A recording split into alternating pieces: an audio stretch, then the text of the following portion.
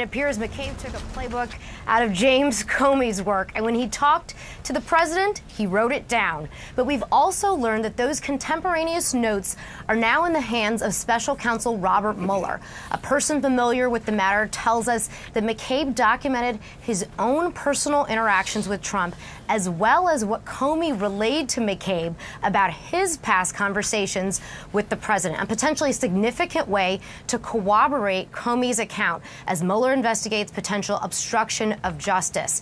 And in McCabe's eyes, he sees a direct line from the firing of James Comey to his own termination yesterday, saying in a statement, "Here's the reality. I'm being singled out and treated this way because of the role I played, the actions I took, and the events I witnessed in the aftermath of the firing of James Comey." And the release of this report, meaning the Inspector General's report, was accelerated only after my testimony to the House Intelligence Committee revealed that I would corroborate former Director Comey's accounts of his discussions with the president. Now, it's important to remember we still have not seen that Inspector General's report, which will likely shed light on what exactly McCabe is being accused of here. The Attorney General Sessions said that it stemmed from misleading investigators, but clearly McCabe believes it was steeped in politics. Anna?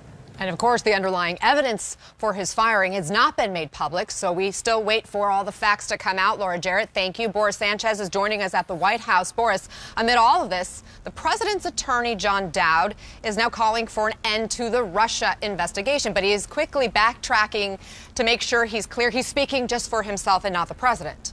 That's right, Anna. He actually had to clarify that because when he first made this statement to the Daily Beast, he said that he was speaking as the president's attorney on behalf of Donald Trump. In his statement to CNN, he sought to kind of erase that and say that he was just speaking on his own accord, not for President Trump. Here's part of the statement he gave to CNN's Gloria Borger. He writes, quote, "Speaking for myself and not the president, I pray that Acting Attorney General Rosenstein will follow the brilliant and courageous example of the FBI Office of Professional Responsibility and Attorney General Jeff Sessions and bring an end to alleged Russian collusion investigation manufactured by McCabe's boss, James Comey, based upon a fraudulent and corrupt dossier. Just end it on the merits in light of recent revelations." Now, if you read between the lines, he's saying that he's praying that Rosenstein follows in the footsteps of Jeff Sessions. Sessions obviously fired McCabe, so a lot of people are reading between the lines, suggesting that he is praying that Robert Mueller is fired. We spoke to a source close to the White House who tells us that the president did not authorize these comments coming from James Dowd. You get the impression that many in the president's inner circle are at least annoyed by Dowd's comments because they contradict so much of what the White House has previously said about the special counsel, that they would fully comply with the investigation. The president himself has confirmed that he would not fire Robert Mueller, going as far as to say that he was looking forward to sitting down one-on-one with him. Obviously, something that now would have to be clarified with the White House's legal team. Nothing on the record yet from the White House regarding this statement from John Dowd, though, Anna. All right, Boris Sanchez, you'll keep us posted, of course. Thank you. Joining us now, Washington Post columnist and CNN political commentator Catherine Rampell, CNN law enforcement analyst James Galliano, CNN commentator and Donald Trump biographer Michael D'Antonio, and former U.S. Attorney Michael Moore. Where to begin, guys? So much to discuss. Let's start with the memos from McCabe. James, in the hands now of Robert Mueller. How significant is that? Well, I think FBI agents are conditioned and learn at an early stage in their careers that anything that takes place, whether it's something you observe or whether or not it's something that goes by way of an interview, you put it down contemporaneously, meaning you have to take those notes down while it happens or when you see it or immediately following, and then you have 5 days, if necessary, to put that into what we call an FD 302, which is a testimonial document. Clearly, McCabe and Comey were very close. One was the FBI director, the other was number two. This was James Comey's way of doing things. James Comey kept copious notes of everything, and including the things that were leaked to the New York Times in that infamous memo. I'm not shocked that Annie McCabe would have done the same thing, Anna. Michael Moore, what does the special counsel Robert Mueller do with these memos and also do with this news that McCabe has been fired?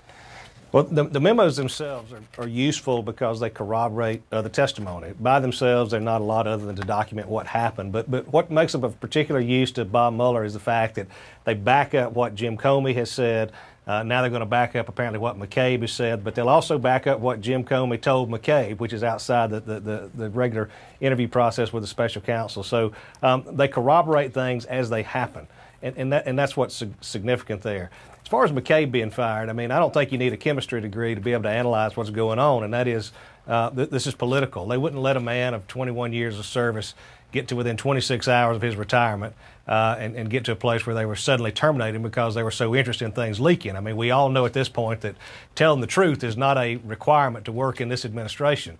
And so when they say that they fired him because the OPR said he did not tell the truth in something, or the IG said that, I find that to be a stretch. I think you also have to look at these things with common sense. The question is, will Bob Mueller consider this part of the pattern or the ongoing process of obstruction that this president has done to thwart the investigation?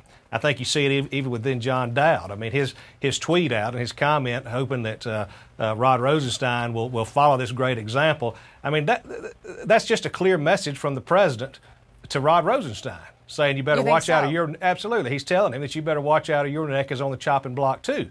But you don't buy then that Dowd is making this comment personally and it doesn't involve the president? No, because, I mean, in all candor, with all due respect to my colleague at the bar there, who cares what John Dowd thinks as an individual in this case? The only reason we're even talking about him today or know his name, in this case at least, is because he's representing President Trump. And he came out and said that, and then he had to backtrack off of it, probably because somebody said, watch out now, you're putting President Trump back in jeopardy by making it look like he's exerting political pressure on the Department of Justice. So, Michael D'Antonio, you know inside the president's mind, what does the president do with all of this? Do you think he's now more likely to try to fire Mueller?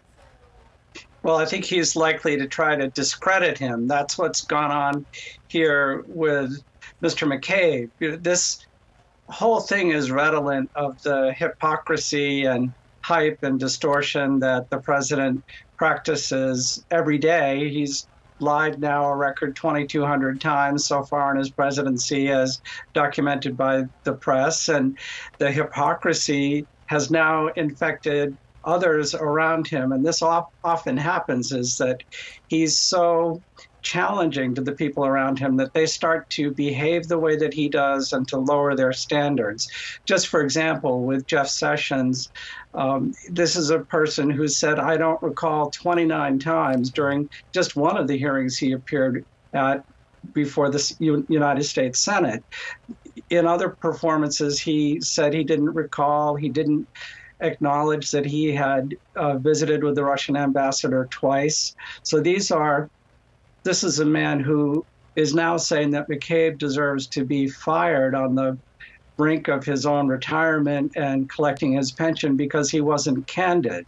Well, this is a preposterous statement coming from the likes of Sessions. But you also have someone like the White House press spokesman Sanders saying that McCabe was a bad actor. And she said of Comey that the FBI was thrilled. The rank and file in the FBI was very happy that he was let go. Well, in fact, Sarah Sanders is a person who's never worked in law enforcement. Prior to coming to the White House, had only worked in PACs and campaigns. And her claim was refuted by the documents released by the White House in answer to FOIA requests. There were 100 pages. Not one of them said, we're glad that he's gone. Most of them said, we're devastated by Comey's firing. So, then we have... there has been a pattern of dishonesty as documented over the course of this presidency so far. But when it comes to McCabe as an FBI official, I know, James, you can talk about how important that honesty is in terms of the integrity of the institution. Now, that being said, we know this president has worked very hard to undermine the Justice Department through his tweets, through his comments, to call into question the integrity of the FBI. He says today is a great day for the men and women of the FBI. Do you agree?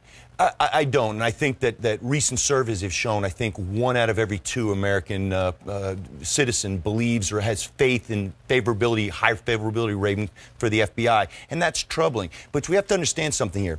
Lack of candor is a euphemism we use in the Bureau. It essentially means misrepresentation of the facts or lying. Now, I know Andy a long time. I've known him for 20 years. He worked for me for a brief period of time as a young SWAT operator back in the early 2000s. Here's where it's different. Take the president's tweets out of this. Let's separate it from that. The IG is an apolitical actor. The IG was appointed in 2012 by President Barack Obama, and Michael Horowitz has a robust reputation within the Department of Justice and the FBI. I trust him. Most of my colleagues do. I think we can have two mutually exclusive positions here. We can say that, yes, there's a lot of partisan noise and people in competing echo chambers shouting at each other.